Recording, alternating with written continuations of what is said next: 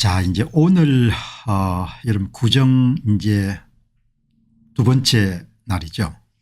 하루 더 쉴 수가 있으니까 이제 오늘은 일요일이고 하기 때문에 조금 편안한 그런 마음으로 이제 조금 다루어야 될 주제들을 하나하나 그렇게 정리해 나가도록 그렇게 하겠습니다.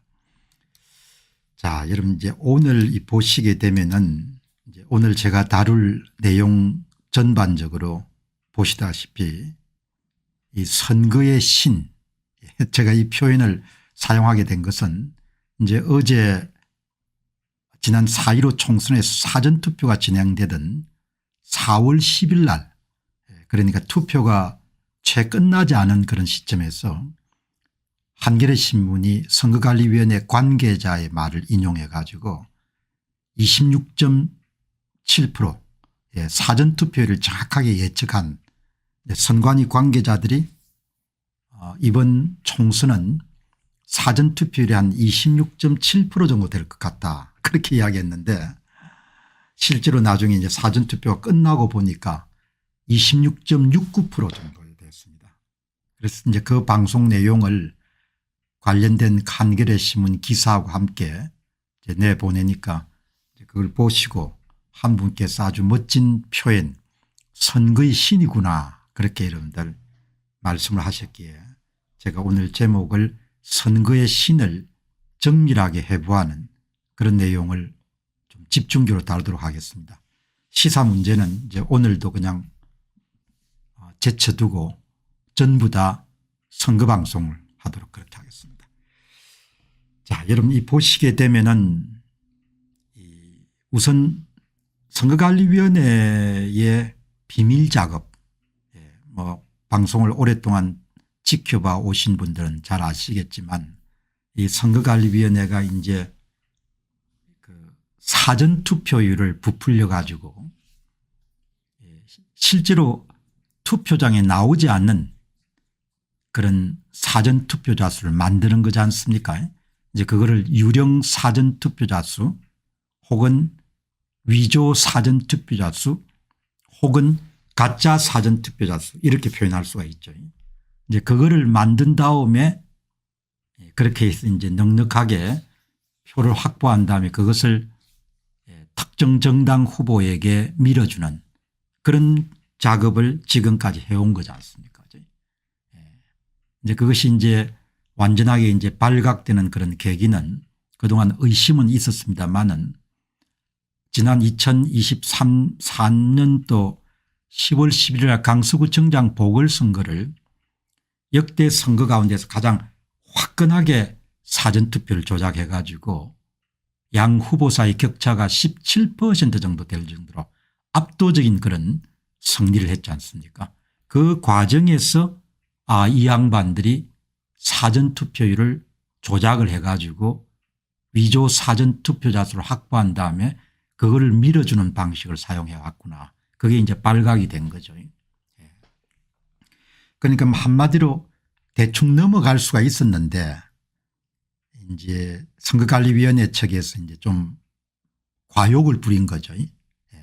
꼬리가 길면 잡힌다는 그런 옛말처럼 과욕을 부려 가지고 이 선거관리위원회의 비밀 작업의 전모가 다 이제 드러나게 된 겁니다. 그 부분들을 아마 본인들 입장에서는 가장 뼈아픈 부분일 겁니다.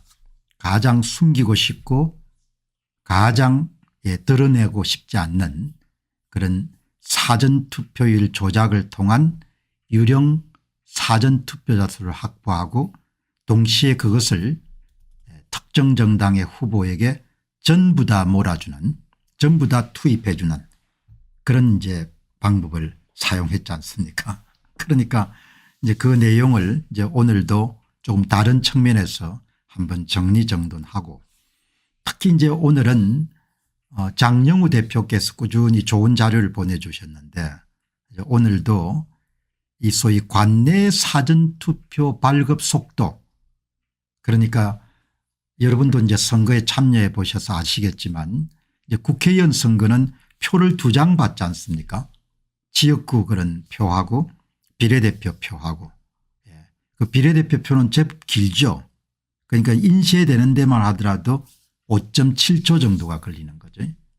그러니까 신분증을 제시하고 신원 확인을 한 다음에 투표 용지를 수령하는, 기표도장이 찍히기 전에는 투표 용지라고 부르고 기표도장이 찍힌다면 투표지라고 부르죠.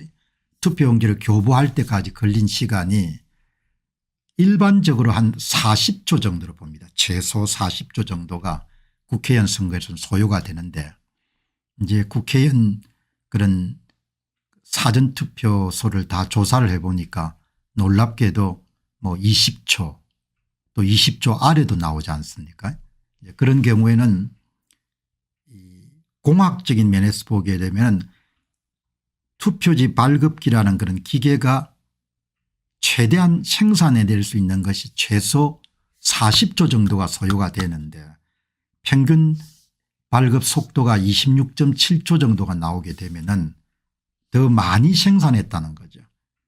그런데 기계는 물리적 한계가 있으니까 더 많이 생산했다는 이야기는 200장을 생산했다는 이야기는 예를 들면은 26.7초로 200장을 생산했다. 그런데 40조면 무슨 한 80장을 생산한다. 그러면 120장만큼은 바로 투표소에서 발급된 게 아니고 다른 제3의 장소에서 발급됐을 가능성이 높은 거죠. 그래서 1인당 투표지 발급 속도가 대단히 중요합니다. 그것을 장영우 대표께서 아주 상세하게 분석해 가지고 전달했기 때문에 그동안 여러 차례 걸쳐 가지고 관내 사전투표 발급기 문제도 다뤘고 또 여러분들 우편투표 봉투를 통째로 갈아치우는 우편투표 그런 봉투에서 발생하는 그런 선거 비리 문제, 이것도 동시에 다뤘습니다. 그다음에 이제 간간히 소개했지만 역대 선거에서 어떤 일이 일어났느냐라는 부분을 우리가 좀 시각적으로 직관적으로 이해할 수 있는 방법은 사전투표 조작이 일어나지 않았던 선거하고 일어난 선거를 비교하게 되면은 특별한 그런 배경 지식이 없더라도 선거관리위원회가 어떤 일을 했는가를 우리가 알 수가 있죠. 고맙게도 대한민국 선거에서는 2016년부터 사전투표 제도가 본격적으로 도입됐지만 2016년 총선 20대 총선은 아주 예외적으로 소수의 그런 특정 후보와 관련된 그런 득표수 이동은 발견됐지만 전국적인 차원에서 그렇게 선거를 훔치거나 그런 일이 없었습니다. 그러니까 일종의 기준점이 정상투표의 기준점이 2016년 총선인 겁니다. 그 총선하고 2022년 총선을 한번 비교해 보는 그런 시간을 갖도록 그렇게 하겠습니다. 선거가 아주 간단합니다. 그래서 그 선거를 그렇게 주물러 가지고 이득을 보려고 하는 사람들은 선거를 복잡하게 만들죠. 사전투표 제도를 도입하고 통합선거인 명부를 도입하고 개수기를 도입하고 이 모든 과정이 선거 사기를 여러분들 쉽게 행할 수 있는 그런 선거 제도를 마련하기 위해 가지고 제도를 단순한 것으로부터 복잡하게 만들어 온 거죠. 그 점을 오늘 여러분들에게 말씀을 또 드리겠습니다. 그리고 이제 그동안 꾸준히 노력해온 결과 지금 4년 정도가 지금 거의 지나간 현재 시점을 기준으로 보면은 선거관리위원회가 사전투표 득표수를 9번 조작해온 것은 그냥 그것은 거부할 수 없는 더 이상 검증이 필요하지 않는 그런 확정적 사실이고 어떤 방법으로 조작을 해왔는가 그것은 대단히 유력한 가설들이 많이 검증돼 가고 있는 상태이기 때문에 조만간에 확정적인 사실로 자리 잡을 수 있지 않겠느냐 그렇게 생각합니다. 그러나 한 가지 분명한 것은 2023년도 10월 11일 강서구청장 보궐선거는 거의 확정적 사실로 자리 잡게 된 겁니다. 예를 들면은 2장마다 한 장씩을 집어넣은 거죠. 사전투표소에 투표자가 1명, 2명, 한 사람이 사전투표용지를 교부받고 또 두 번째 사람이 사전투표용지를 교부받으면은 그게 여러분들 중앙에 연결된 컴퓨터에서 인식을 할 거 아닙니까. 그다음 세 번째에 특정 정당의 후보의 표가 찍힌 기표 도장이 찍힌 부분이 투입되는 겁니다. 그 전산 조작상으로서는 진짜 가짜 진짜 가짜 이런 식으로 이게 전산 프로그램이 돌아간 거죠. 그래서 강서구청장 보궐선거는 정말 많은 그런 그런 사실을 드러내는데 참 도움이 되는 그런 사례다 이렇게 볼 수 있겠습니다. 이제 오늘 여러분들 어떻든 중요한 것은 선거관리위원회가 선을 넘어선 겁니다.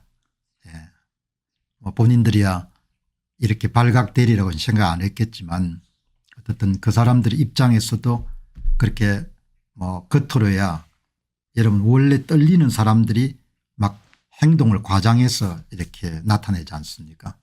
마찬가지로 선거관리위원회에 소위 이 선거 사기 문제를 잘 아시는 분들은 마음이 편하지가 않을 겁니다.